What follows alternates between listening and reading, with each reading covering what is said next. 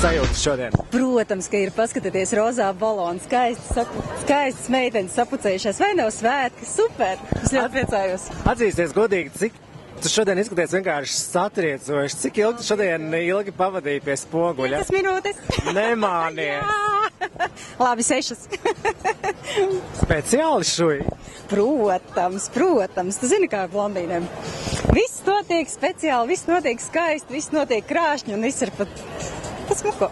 Man patīk, ka tu tā gaisīgi uzvedies, bet es zinu, ka Dats Deno nemaz tāda nav. Kāda nav? Kāda tad es esmu?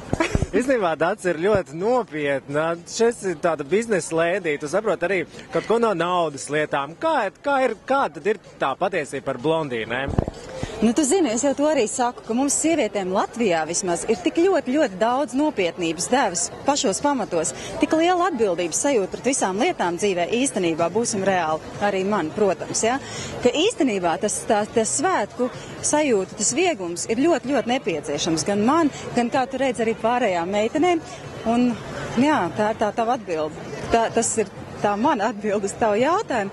Jā, protams, ka man ir pamatos, es esmu, Cik vai tu arī ceri, ka šis te pasākums patiešām kļūs par ļoti labu tradīciju un par tādu labu, var teikt, pat zīmolu, kas tādā pozitīvā gaisotnē reklamēs mūsu ikdienu, mūsu pelēko ikdienu pasaulē?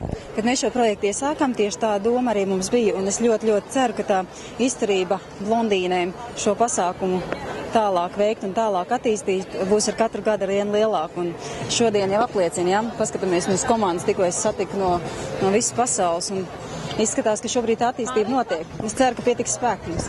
Starp citu, kāda ir tava reakcija uz, piemēram, tiem vīriešiem, piemēram, no Lielbritānijas, kur tur kaut kādi tur izsaucieni, kaut kādi tur acu piemiedzieni? Bet tu redzi, šodien es gāju un tie izsaucieni ir vienkārši fantastiski, jo tie ir tik ļoti pozitīvi, ja?